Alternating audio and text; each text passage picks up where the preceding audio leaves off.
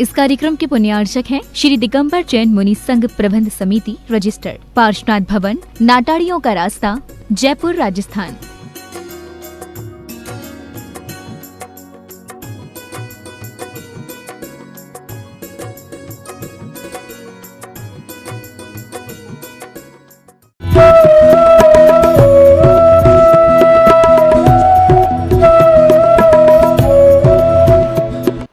बात ये नहीं है, सीता भी एक स्त्री थी,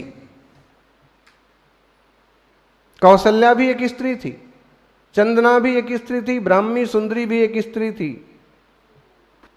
स्त्रियां चंचल होती हैं, लेकिन ऐसी स्त्रियां भी होती हैं कि जो अपने शील, अपनी साधना से पुरुष से भी ऊंचा चरित्र पेश कर डालती हैं। स्वागत की परंपरा आजकल की थोड़ी है, प्राचीन काल से रही है। महापुरुषों का, अच्छे लोगों का स्वागत होता रहा। आजकल समाज में एक और अच्छी जागृति आई कि कोई संत पुरुष अगर गांव में आते हैं तो उनका भी बहुत जोर शोर से स्वागत सम्मान करते हैं, सत्संग करते हैं, सभा करते हैं।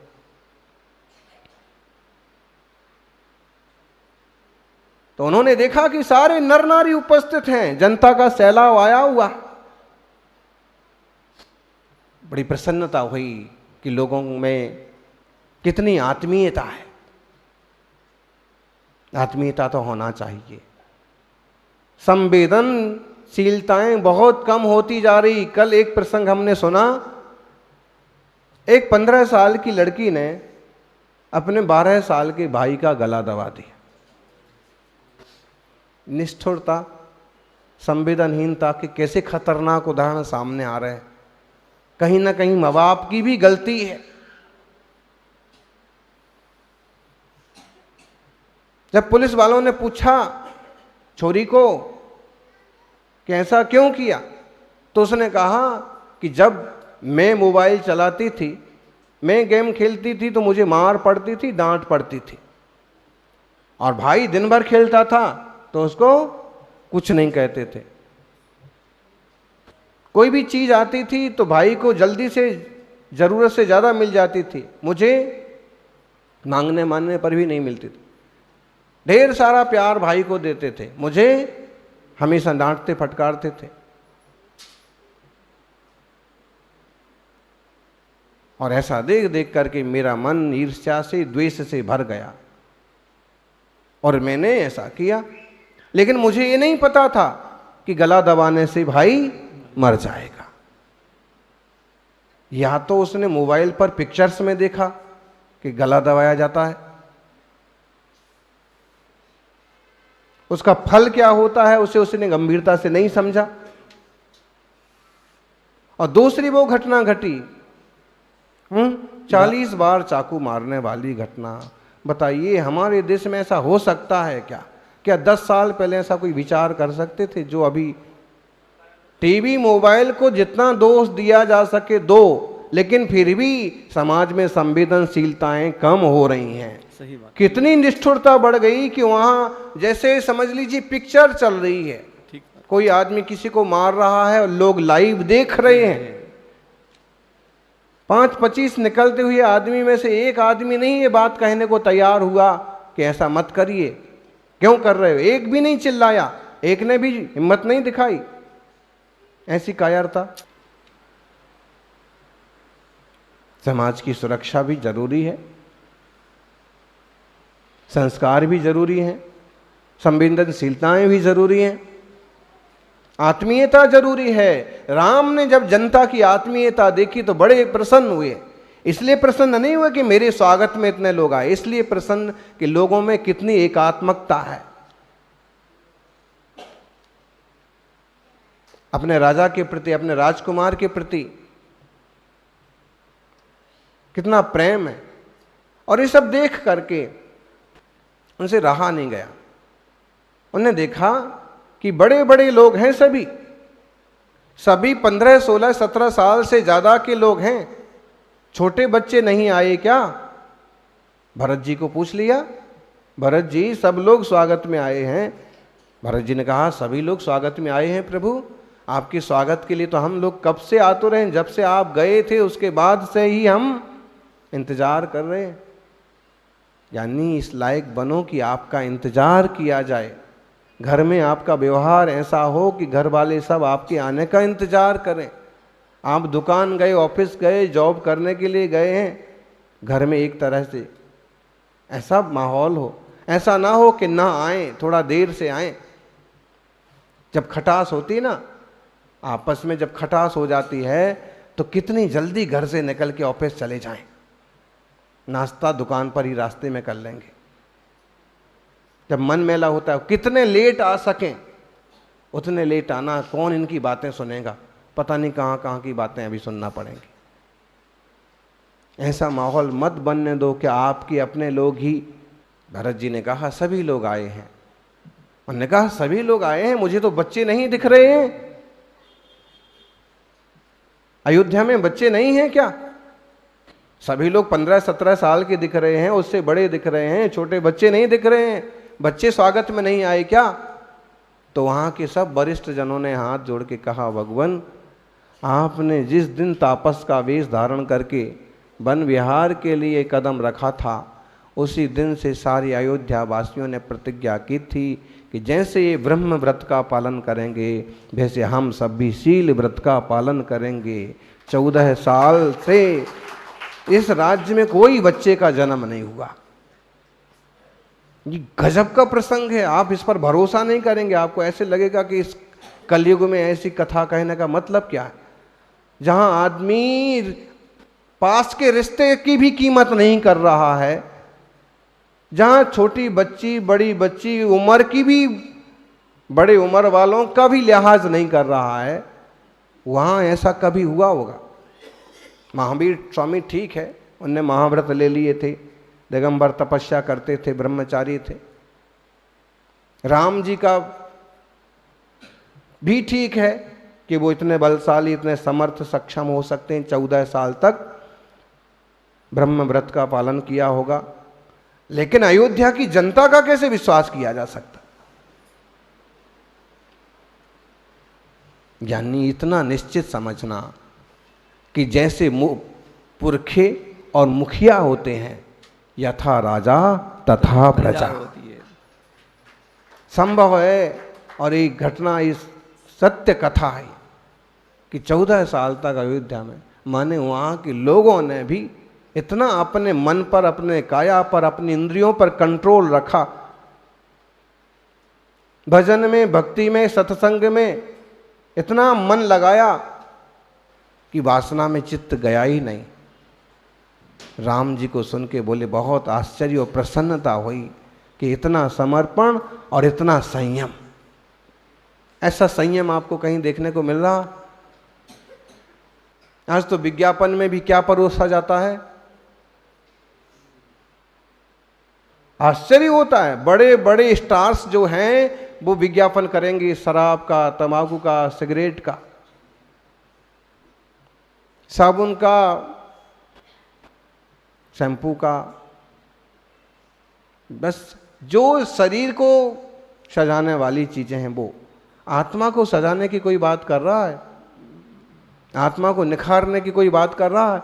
नहाने के 1000 साबुन का ऐड आ जाएगा, लेकिन आपका मन पवित्र हो उसका कोई ऐड है, उसका कोई विज्ञापन है? बिल्ला साधु होगा जो आपको बताएगा अपने मन को पवित्र करो।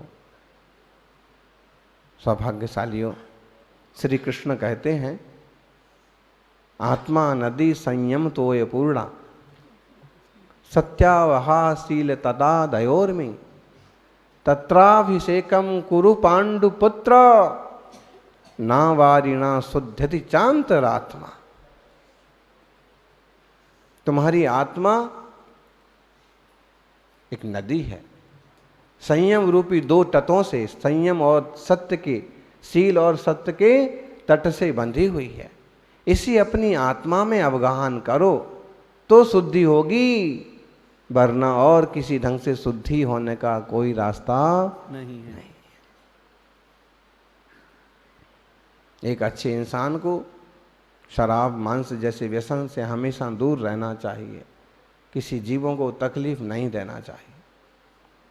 आज तो हम जब सुनते हैं कि सरकारी स्कूल में मिड डे मील में अमुक राज्य में अंडे परोसे जा रहे हैं, गजब लगता है कि थोक में ही समाज को मांसाहारी बनाने की योजनाएं चल रही हैं क्या।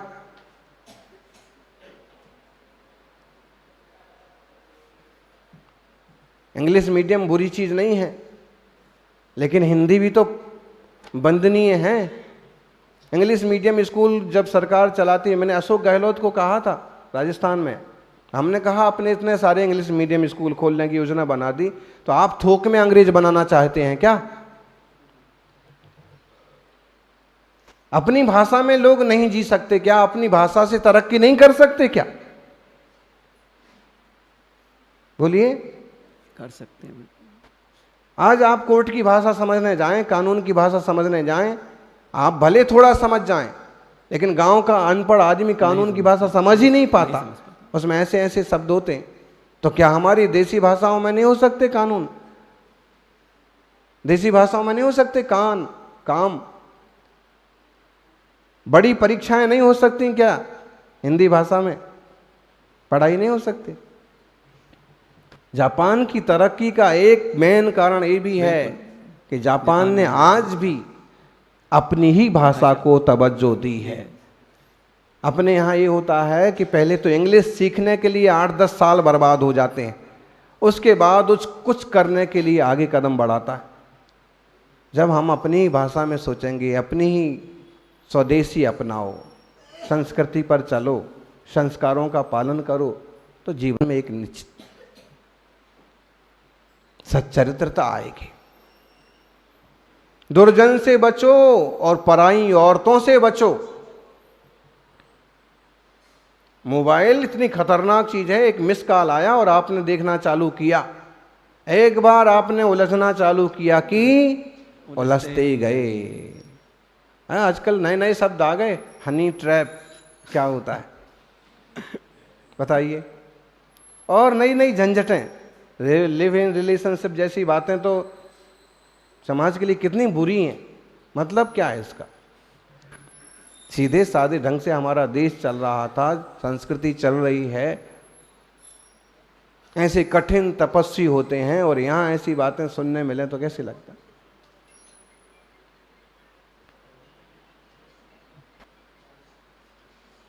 और कह रहे हैं कि कुलशील में डटे रहने वाले लोग कौन हैं?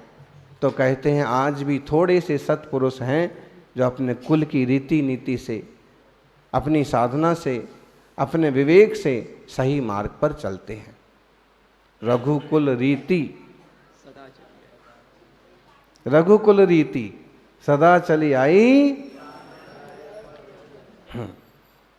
इतना ही नहीं, प्राण जाए पर चरित्र ना जाई, प्राण जाए पर निष्ठा, संस्कृति, नैतिकता ना जाए। इस युग में भी हमें ये सब चीजें संभालना पड़ेंगी, क्योंकि जब ये दुनिया पूरी तरह से त्रस्त हो जाएगी तो वापस इसी धारा में आने से शांति मिलेगी। साधनों से शांति नहीं होती है, साधना में आनंद होता है। साधनों में आनंद नहीं होता है, साधना में आनंद होता है।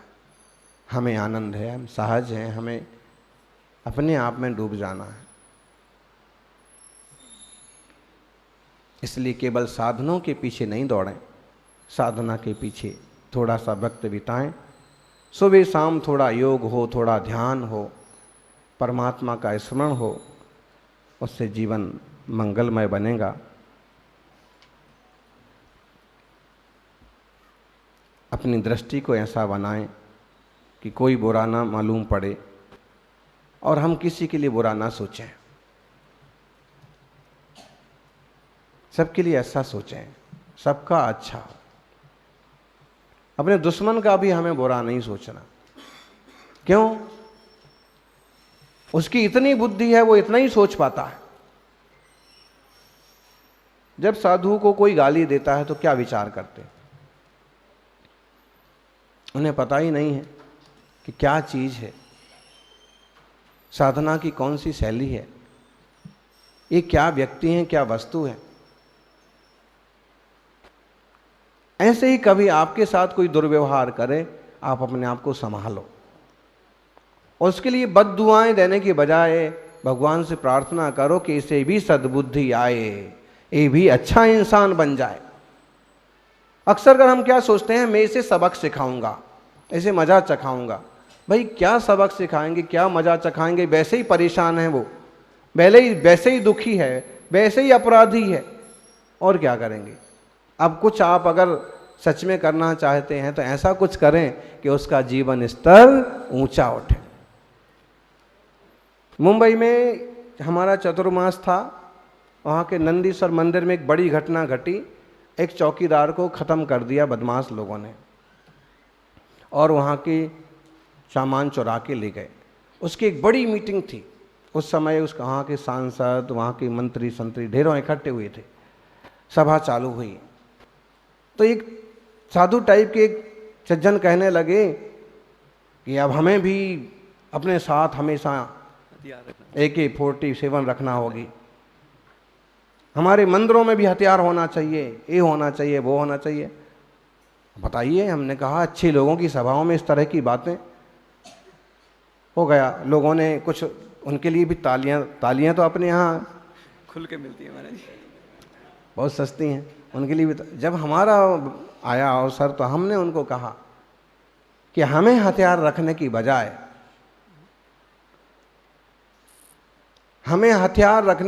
हमें इस बात पर गौर करना चाहिए कि लोग भूखे ना रहें और अशिक्षित ना रहें। जितना हम हथियारों पर खर्च करें या फिजूल में खर्च करें, उतना हम समाज के वंचित तबकों के ऊपर भी खर्च करें। अगर वो शिक्षित होगा और भरा हुआ पेट होगा तो शायद इस तरह के अपराधों में कमी आएगी।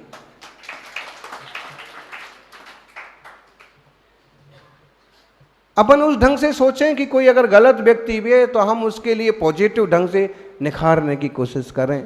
अपने परिवार में कोई कमज़ोर निकलता है, उसे भी संभालें, उसे भी उठा के आगे लेके चलें। आप सभी का जीवन उज्जवल बने। अपने देश, समाज और संस्कृति के भाव हमेशा से उच्चतम मूल्यों की स्थापना के लिए हों, यही मंगल भावना। और देह और आत्मा की भिन्नता का भी थोड़ा सा चिंतन जरूर हो। हम सदैव इस शरीर में रहने वाले नहीं हैं। जैसे हमारे दादा छोड़ के गए हैं, वैसे हम भी कभी छोड़ के जाएंगे। इसलिए इस देह से कोई ऐसा काम ना हो जाए कि बाद में हमें पछताना पड़ जाए। हम देह के पुजारी नहीं बने, हम देव के पुजारी बने, प्रभु के पुजारी बने। शरीर का साधन के रूप में उपयोग करें, साधना करें और जन जन के कल्याण की कामना करें, यही मंगल भावना। सर्वे भवन्तु सुखिनः, सर्वे सन्तु निरामयाः, सर्वे भद्राणि पश्यन्तु माँ कश्चित् दुख भाग भवेत्। जय बोलिए 24 तीर्थंकर भगवान की।